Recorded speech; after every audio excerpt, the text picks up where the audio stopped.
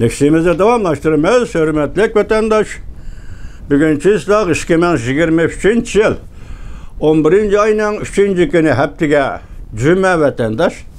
Endeki mavzamında baydidoq sizlarga Amerika tashqi siyosat sohasida ikkinchi qo'l siyosiy arbab o'ttirg'i chiqdi. Mavzuli xabar 11. ayning 1. kun Tayvan Markaziy agentligi tarafidan e'lon qilindi. Xabar bunday boshlandi. Angliya pul muomala gazeti xabar qilib bunday ko'rsatdi. Amerika Qo'shma Shtatlari prezidenti Joe Biden Oqsaroyda endi Tinch okean ishlari bo'yicha moslashtiruvchi yuqori darajalik amaldor Kurt Campbellni muavin davlat ishlar kotibi amaliga tayinladi. Bu tayinlashning ta'siri intayin zo'r bo'ladi. Endi Tinch okean rayonining char podshosi deb atalib kelgan Kurt Campbell hamda Amerika tashqi siyosat sohasida ikkinchi darajalik siyosiy arbobga aylanadi.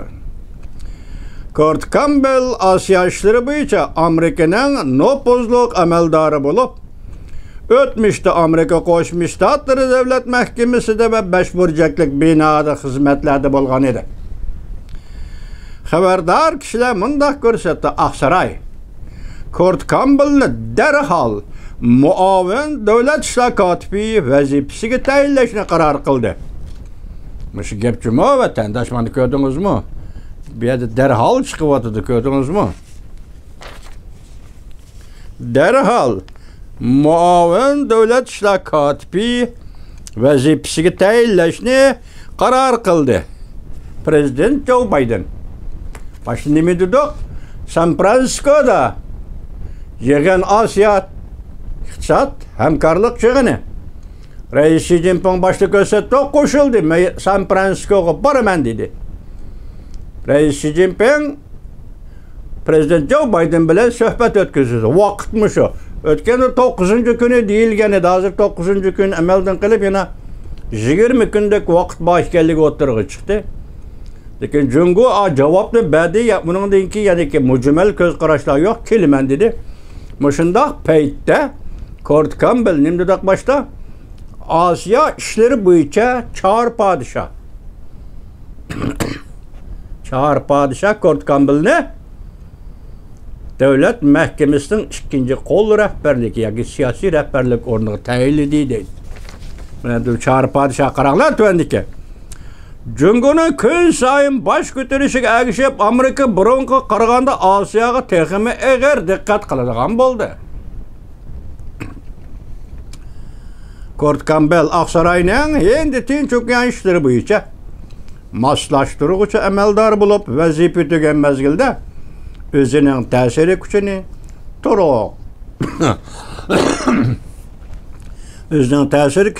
to'liq joriy qildirgan edi. Kurt Campbell to'rt davlat bexatarlik dialogini, masalan, Quad qayta asli keltirgan muhim arbobdir. Amerika, Yaponiya, ya'ni Avstraliya, Hindiston to'rt davlat Quadga birlashtirgan muhim siyosiy arbobdir.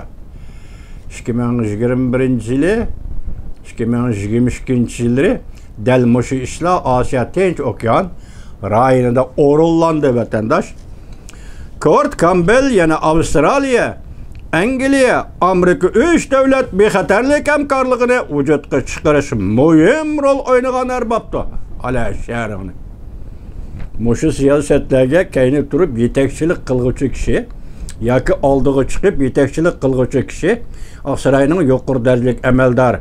Bu tarafda 4 davlat guruhini qurib chiqish, bu tarafda 3 davlat, masalan Amerika, Angliya, Avstraliya 3 davlat guruhini qurib chiqish. London va Kampala doiralari bilan namoyanda xarakterli kelishim imzolab, Avstraliyaning Amerikadan yadro o't kuchi suv osti parxodi setib olishini ilgari surgan muhim arbobdir. Mana siyosat qayerga chiqdi vatandosh? Kurt Campbell hergiz oddiy odam emas edi. Oqsaroyda ishlaganda ham yuqori darajalik deb keldik. ağızdan çıkıvatkan ya fikir bayan kılıvatkan, söhbet bayan kılıvatkan siyasetlere karışsanız başka siyaset. Hazır iki kurulma karakterli teşkilat yani Asya Okyan rayonunda bunun her işkilisini Kurt Campbell yetekçiliğini çıkardı. Kurt Campbell Amerika bilen Asya Avrupa İttifak şiriklik münasebeti ornutup Yaponiya bilen Koreya oturuş 2. Dünya uruşundan biri kelip kalgan maceralarını yaraştırıp hem de bu yıl 8. ayda Koreya ve Yaponiya devlet başlıklarının David Lager'da Prezident Joe Biden bilen yukarı derlikle söhbeti ötküzüşünü ilgiri sürge muhim erbaptı. Şimdi dünya uruşı ahırlaştı. Yaponiya Kore'den çıkıp gitti. Hem Tayvan'daki müstemlikçilik siyasetini bekar kıldı Yaponiya. Hem Kore'nin müstemlikçilik siyasetini bekar kıldı Yaponiya. Şunun için Kore'ye müstakillik çıkarılıp meyli Çavuşan Kore'si olsun, meyli Kore'si olsun. Hazır için Yaponiya bilen her kandak sepuyca elişip geldi vatandaş.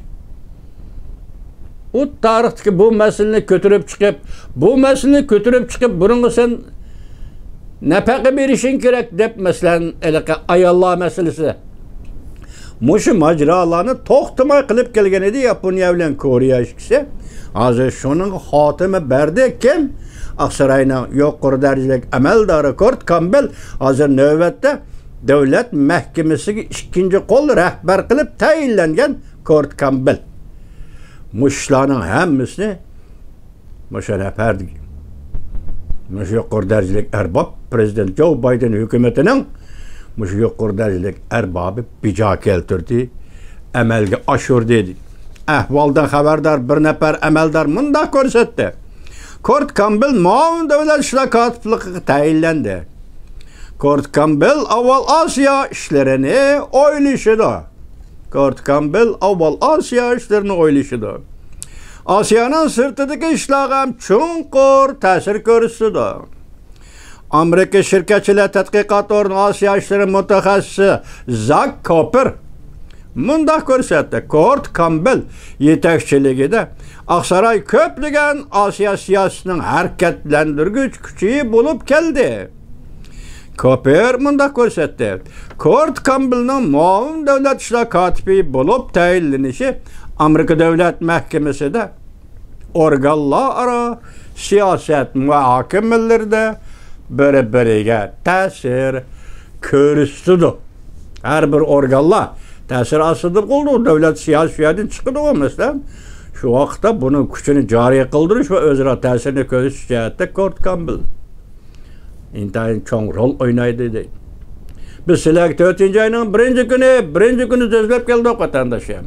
Matbuatta mesela makale şeklinde, matbuatta veya obzor şeklinde, torbitede veya video şeklinde oturup çıkıp gelivatkan gepler bu başka. Lekin şu geplerinin konkretlik derecesi qanchalik. Sizni qoyil qildigan qismi bu geplerning abstraktlik qimmati yoki abstraktlik ramkisi emas, uning konkretligi. Shunaqmi ya vatandoshlar, 4-ayning birinchi kuni nima degan edi? Yuqori darajalik amaldor Kurt Campbell Jungo Kompartiyası biz siz bile alaqı münasebet nesle keltirimiz. Bugün keldi o.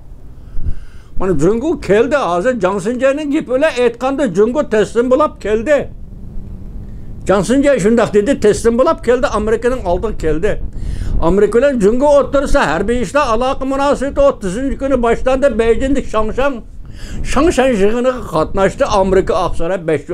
Amerika 5 burcaklık binanın yukarı derecelik bir emeldarı. Demek harbiy münasebetlenmesi geldi. Diplomatiya alaqı münasebetlenmesi geldi. 4-ayning birinchi kuni nima degan Kurt Campbell asli keltiramiz münasebetlerini. Qiziq liniya, telefon aloqa liniyasi o'rnatamiz jiddiy ishlarga taqobil turish uchun. Ya'ni shundaq jiddiy ishlarga taqobil turish uchun masalan Jungoda 101 ehtimoli bo'lgan jiddiy ishlarga o'tirdi biz ponksiya qurib chiqamiz. Neymişki bunu kandak delillaymiz mesela hazır biz kandak delillaymiz hem özü şundak dedi Kurt Campbell şu vaxtıda biz aynı çarı soğuk münasebetler vuruş devrede Rusya yoki Sovetlar sabık Sovetlarga şundak muamele kılgan edik. Bunun ma'nosi sabık Sovetlar yemirilish, özgürlüş devrige kirdi. Cemiyetni kontrol qilib turish. Eğer vaqalarning 101'inin oldini olish Demek biz şundak tamamladık Rusya'daki özgürlükni. Bugün sanı geldi. Çünkü hem de sanı geldi bu. Şuna biz alaka münasebeti bulayla. Şuna biz sen bilen ya ki Cungo ile Amerika oturursa da ponksiye alaka münasebet ponksiyesi kurup çıkayın. Siyaset bunun da artık bulandı vatandaş. Bunun için de bir siyasi kıymet nezeri ve kıymet ki. Mesela aşkara koyuyoruz. İkincisi emniyeti Cungo tıpırığı Cungo devletin 101 vakalarının konkretliğini oturuğa koyuyoruz. Bu şu vakti biz sizge obdan sözlük, sizge obdan muhakeme kılıştık vatandaş. Bu kaltısı konkret siyaset demek bunun hulasısı. Sizde özgürlük boludu. Bana baş dedik hazır bana. Yetip geldik bana. Hazır dedik o. Akbarat yeşmesi torbit hazır ne mi dedi? Akbarat torbiti yeşmesi ne mi dedi? Hazır Cungo zor davalgoş. Harpısı da. Yaki zor davalgoş tayyarlık kılıp atkan Cungo. Demek bütün memleket Cungo memleket şey iskan bütün memleket davalgoş. Bunu 4. ayının 1. gün Kurt Campbell etkan idi. Endi bugün azıqda üzün torbiti deydi o da. Bu yerda Amerika'nın maksidi, Emeldar Kurt Campbell'ın maksidi faqatla bir. Cungo cemiyeti işki qalaymakançılık kirib qalmaslığı lazım. Qalaymakançılık ma'nisi xilma-xil bo'ladi vatandaş. Zo'ravonlik va qarshi guruh zo'ravonlar o'rtasidagi zo'ravonlik jarayoniga kirib qolmasligi kerak. Mesela biz Rusya'ya şunun amel kıldık, kapalet kıldık. Biz Cungo'ya hem şunu amel kılmış, kapalet kılmış. Şunu sene biz bu sohbet jarayonini elip kelimiz.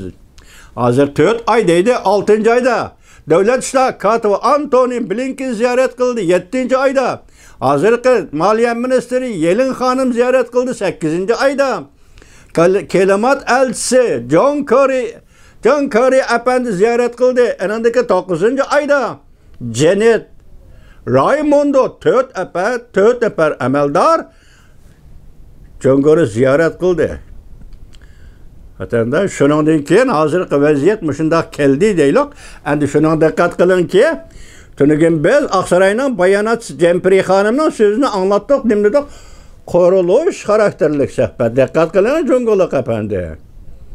Kuruluş karakterlik sohbet. Ondan ki yani Janet Hanım nemi depti? İkinci ketim yetip gelgen haberdi mesela pulu qaraydı no. Cungo'ya nazar torbitin nemi depti yana? Ciddi rekabet, ciddi diplomatiyaga muhtaç. Biz rekabetleştik, rekabetleşivatımız yana rekabetleşimiz bu ciddilişidir.